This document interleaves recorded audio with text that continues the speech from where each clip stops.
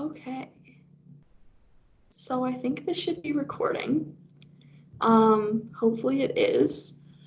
So thank you for coming to my presentation and watching. I'm hoping we don't have any technical difficulties. I am not a master of this software and hopefully you can hear me all right. So I'm just gonna switch this over. And before we get into my presentation, I just wanted to disclaimer, there's a couple pictures in my presentation that you might find disturbing or like unfortunate, or that might cause like emotional sort of reactions. I apologize in advance for this. So this is why I'm giving the disclaimer, but hopefully you can enjoy my presentation. I believe I should be down in this corner if this works out during the presentation. So yeah, let's hop to it. Just gonna open it up. Okay.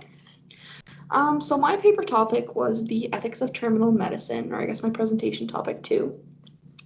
And so I guess to start things off, we're probably going to have to talk about what terminal medicine is. So terminal medicine refers to the treatment of an illness or end-stage disease that cannot be cured or adequately treated and is reasonably expected to result in the death of the patient. This term is more commonly used to refer to the care of those with progressive diseases, such as late-stage cancer or advanced heart disease, rather than for trauma patients. So if you're someone who is suffering from late-stage cancer that will eventually take your life, you are referred to as a patient of terminal medicine, whereas if you were in a car accident and the car accident ultimately ended your life, you are a patient of trauma medicine. So these are two different fields. So this term is used to refer to the treatment of patients from any age group, including infant to geriatric care and everything in between. So terminal medicine applies to anyone who is experiencing a disease at any age that will ultimately end their life. And essentially, terminal medicine refers to all patients who will soon die due to their condition. So it's definitely a heavy topic. And I apologize in advance because we are going to get into some more difficult things to talk about. So there's definitely some ethical dilemmas that surround terminal medicine, and that's what I'm hoping to cover in this presentation, one in particular, but we'll get to that a bit later. But for now, let's just go over a list of a few different sort of questions that come into play when dealing with terminal medicine. So first of all, where does the value of human life end? At what point is someone better off dead than alive? At what point is it acceptable to withdraw care from a patient? Is it ethical to provide more care than necessary to a patient in an attempt to gain them time? Where does the line between the desires of the family and the recommendations of medical professional get drawn? And what about patient autonomy and the desires of the patient? These are all things that need to be taken into consideration with dealing with terminal medicine. So the first thing we're going to jump into is terminal medicine and religion. I have a quote here. In the field of terminal medicine, ethical dilemmas concerning autonomy, lack of patients' real decision-making power, and the paternalistic attitudes exerted firstly by the family and on demand by the physician cause difficulty in making sound decisions regarding end-of-life care. So there's already a lot going on when making end-of-life decisions. And adding religion to this can create more conflict, I guess, in determining how exactly to approach end-of-life care for a patient. So, the first thing I want to talk about is, what about God? So there are a variety of different belief systems and different religions that feel all types of ways about end-of-life care. For example, we should just die naturally and without medical care, or that God would have wanted treatment to occur, but only to some extent, and these sort of things. So one of the belief systems I looked at more profoundly was the Catholic belief system. And Kelly, 2019, writes that the Catholic Church recognizes that, on the one hand, temporal life needs to be recognized and respected as a gift from God, but on the other hand, the good of eternal life must also be acknowledged as an even greater gift of grace. So you can see here how there might be some conflict between what to do when reaching end of life stages. Because, for example, a doctor might see a statement like this and say, yes, we recognize that life is important. We want to preserve it because it's a gift from God. But they also might have sort of conflicted feelings because they might also believe the eternal life experience after death is just as, if not more important and more greater of a gift from God. So these are the types of religious sort of things that are taken into consideration by all parties involved in terminal medicine, including the family, the patient, the doctor, nurses, and so on, that might influence how treatment occurs or how treatment does not occur if they choose not to pursue that. And like I was mentioning earlier, there's a difference as well between types of treatment. So extraordinary versus ordinary measures used in a hospital setting refer to the extent to which medical professionals are willing to go to save your life if you end up unresponsive for any type of reason, including through your terminal illness. So essentially what this would suggest is extraordinary measures would involve the use of resuscitative devices to sort of keep the patient alive and prolong life as much as possible, whereas ordinary measures would involve keeping the patient comfortable, recognizing that complications are going to occur, and doing the best as possible as a medical professional to ensure that the patient remains comfortable until the end of life happens. So essentially extraordinary measures is going above and beyond what is natural to ensure that the patient lives or can experience resuscitation in a prolonged living period. So the next thing we're going to get into is terminal medicine and pediatrics. There's a lot of different things going on specifically for pediatrics that don't, or ethical dilemmas that occur in this field that don't necessarily touch sort of adult or geriatric medicine as much. So the first thing is going to be, well, typically, a Christian Western society holds a belief that children are gifts and that they're deserving of every opportunity in life. I mean, I believe this. I believe that children should have every opportunity to succeed. And yeah, I mean, they're the future. And nothing about this statement changes in the field of terminal medicine. Doctors, just because someone is terminal, don't give up on the belief that they should have the best life possible. But the reality is that life in terminal medicine is not long.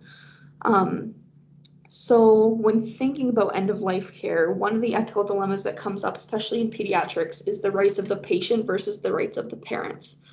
In pediatrics especially, children don't have rights in the medical field. Their rights to make decisions about themselves are given to the parents. So the autonomy in this situation is taken away and passed to a caregiver. So legal guardians must inform consent on their behalf.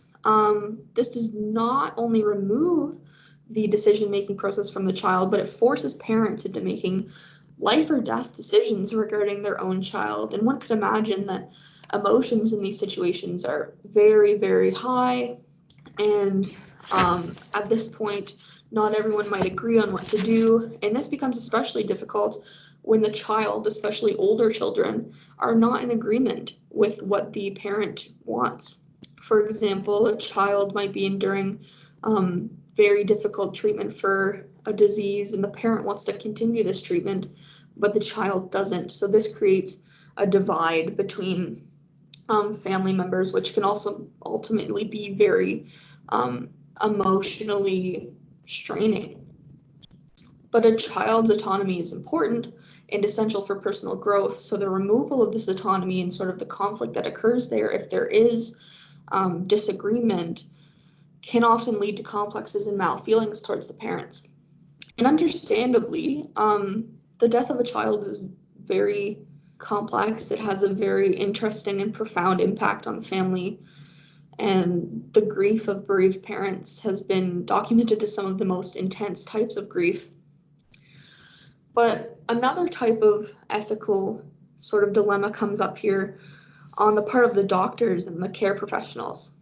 So it's actually been noted that pediatric end-of-life care often exceeds even adult end-of-life care in the use of extraordinary measures and other attempts to increase longevity. So basically what's happening is doctors and medical professionals are providing over-treatment rather than providing under-treatment.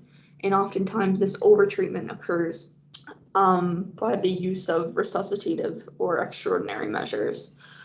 And in one survey, it's the third bullet point here, conducted on pediatrics designated healthcare professionals, over half of the professionals sampled reported having acted against their conscience when caring for children.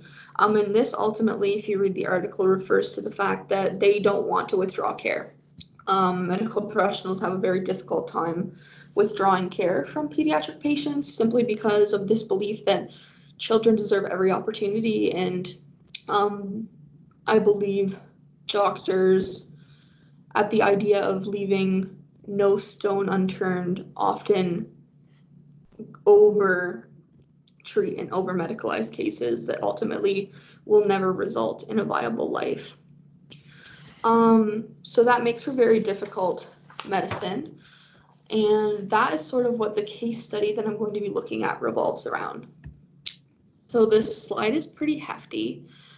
Feel free to pause and read it yourself. I am going to read it out, and the bold parts are sort of just key points that are highlighted to sort of make or break this case, I guess, and we'll talk about these things afterwards. This case was pretty highly publicized, so if you've heard about it, I'm not surprised. But this is the case of Alfie Evans. Alfie Evans was born May 9th, 2016. At 6 months, he was evaluated at the Adler Hay Children's Hospital in Liverpool and determined to be developmentally delayed. On December 14th, 2016, he was admitted to AHCH, so the Children's Hospital, with a serious cough, high temperature, and twitching of his jawline and extremities. And he was immediately placed on a ventilator, meaning they immediately placed him on assisted breathing so that his body could take a break. And by the end of the next day, he was showing signs of infantile epileptic spasms. So he was continuously having seizures. A more detailed article suggested that at every touch or change of his position, he would experience a seizure. On December 16th, an EEG showed chaotic brain activity, and a similar test in mid-January revealed that he had few reactive responses. The seizures continued, and he was diagnosed with some form of neurodegenerative disease, which was quickly destroying what was left of his brain. Failing to respond to pain or other touch stimuli, he was considered to be in a severely deteriorating cognitive state. So at this point, the doctors and the professionals and the parents realized that there's no improvement occurring. This is when the sort of switch to the terminal side occurred. So in September 2017, this was after the parents had been contacting other hospitals. Doctors at the Bambino Gesù Hospital in Rome offered to accommodate Alfie, specifying that they would give him ventilator support, provide him with a tracheotomy, and replace his nasal feeding tube with a more comfortable one.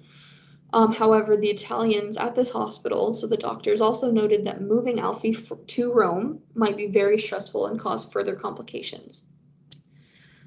Alfie's parents had a backup plan with a Munich hospital that was also willing to accommodate him, and decided that only after these two options were exhausted would they fight to have their son brought home to die. So essentially what they wanted to do was move him to a hospital that was willing to better accommodate him, and if that wasn't going to work, they wanted to bring him home where he could die in an environment that was peaceful and familiar to him. But the children's hospital that he was currently admitted to objected on any move to any of these hospitals on the grounds that travel would be detrimental to Alfie's already precarious medical state and because any further treatment was futile. So it was at this point that the children's hospital decided that travel would be detrimental and further treatment wasn't going to help anything. Further treatment would simply consistently maintain his life as it was or possibly even make it worse. So in late 2017, the Children's Hospital actually appealed to the Family Division of the UK's High Court, claiming that keeping Alfie alive was not in his best interest. The court agreed, and later that month, his parents appealed the court's decision but were denied. Further appeals to the courts, the Supreme Court, and the European Court of Human Rights also failed, and legal relief was sought, but it was unsuccessful. So ultimately, the Children's Hospital made the choice to remove Alfie's life support on April 23rd. However, against all odds, Alfie continued to breathe on his own, triggering a round of appeals by the parents to get the child to Rome so he could be put in the other hospital to be treated. But all of these appeals went defeated. None of them went through. And they even made, the parents even made allegations of murder against several of the Children's Hospital staff members, but these were also quickly dismissed.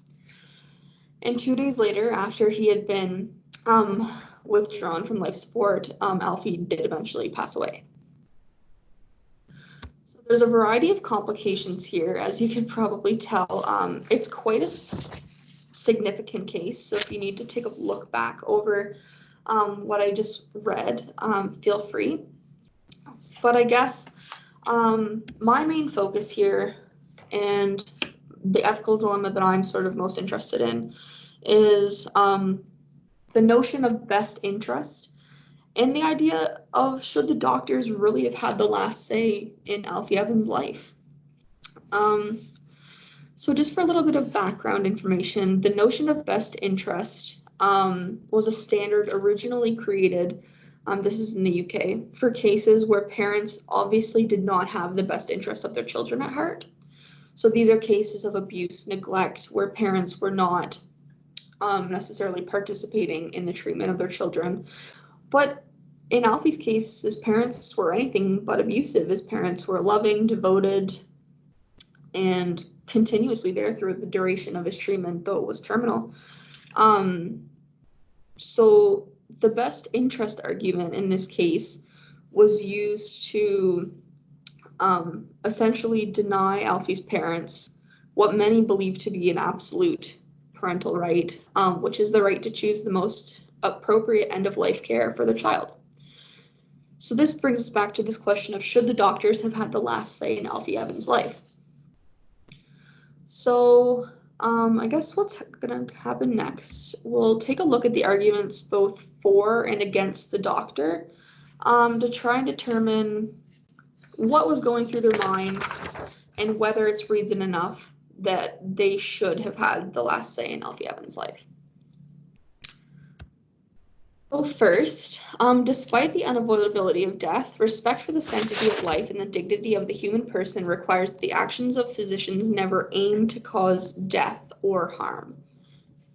So in this case, in the first bullet point here, it's the belief of many other medical professionals that have sort of gone over this case that the doctors that made this decision were not intending to cause death or harm.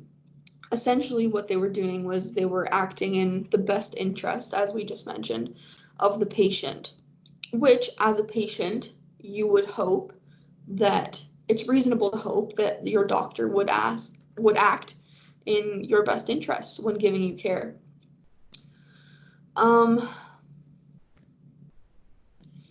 Patient's death is never to be intended. Excuse me. And yeah, there's no reasonable reason to believe that the doctors in this case intended for Alfie to suffer. Additionally, they couldn't have known that after they removed life support, he would continue to breathe for 2 days. It's impossible to know this. It's really a gamble. And so for the doctor, acting in the best interest of the patient in this case was what they saw fit as the only option, which essentially led to them, because of their medical background and knowing what was best, deciding what end-of-life care should look like for Alfie.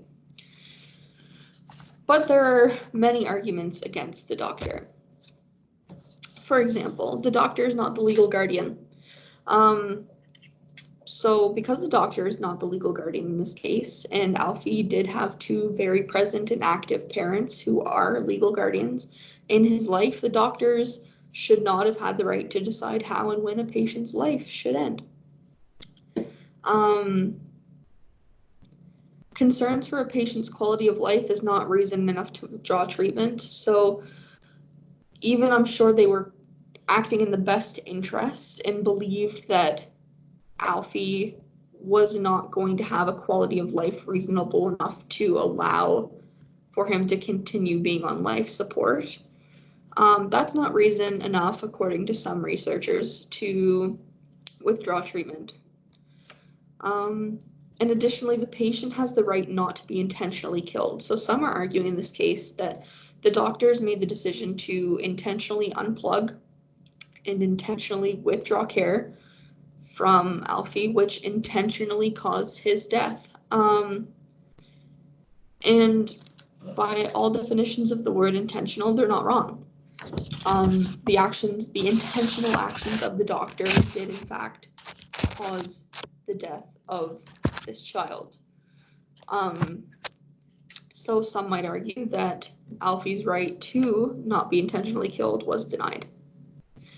And additionally, the parents had alternative plans for Alfie's care. So some are arguing for the doctors that the hospital made the decision to do what was best for Alfie's care. However, that argument forgets that the parents had also lined up care at two alternative hospitals and had also wished to bring Alfie home had those two alternative options not worked out.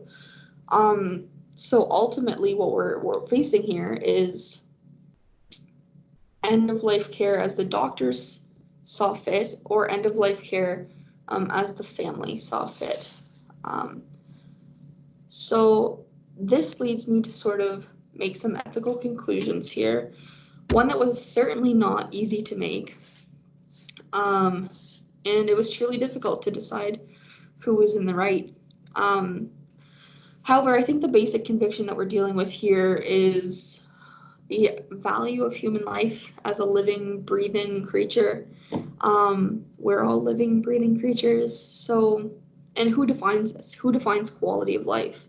Who gets to choose when quality is gone? In this case, the doctors made decisions to end Alfie's life based on presumed quality. And so I think it's important to look at their decision in a graded way. I know that's a little further down on the slide. But ultimately, I think doctors are forced to make very circumstantial decisions, often in their practices. And so let's talk a bit more about that. When it came to kingdom ethics, I read the list that I had written in my notes from class, and ultimately these words were popping out at me: deliverance, freedom, justice, peace, joy, God's presence, and healing. And I kind of thought, well, is a child living on life support experiencing any of these? Is he experiencing freedom, justice, peace, joy, God's presence, healing? And then I kind of thought, I'm not convinced he was. But from a doctor's perspective, if I was going to treat a child in a terminal condition, I would want them to experience these things. And ultimately, I believe having a kingdom ethics to sort of back yourself on would be a way to sort of ground your decision in ending Alfie's life. I mean, ultimately, ending his care was difficult, and I'm a firm believer that no terminal decision is made lightly. However, Alfie would experience for the first time deliverance, justice. It was never just that he was terminally ill. Peace, no more hospital nonsense, God's presence, healing. If someone who has a kingdom ethic foundation had to make that decision for Alfie, they would want him to experience what the Catholic sort of background was life after death as being a greater gift than the sin-ridden life here on earth. But then this decision, ultimately, it's hard to agree with because I don't think it's an absolute decision at all. I think it's very graded. Is it always okay to make decisions like that? Absolutely not. Is it always okay to go above parents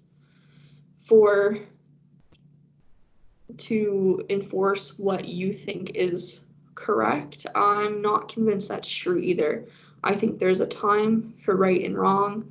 But I think in this case, even though there were other means of care set up and there were like end of life ideals set up by the parents, ultimately having the child endure this would have been more detrimental to his health than ending life as it was there in the hospital. I mean, as the case mentioned, traveling was not an option. Further treatment would have been even worse for him. So these doctors made a call based on their conclusion, and I would ultimately conclude the same thing. I mean, part of my reasoning for this is that death and life are two natural phases of living. They should be treated as such. It's taken me a long time to come to terms with death and dying, but life after death is a gift of itself as well through Christ. And I also believe that doctors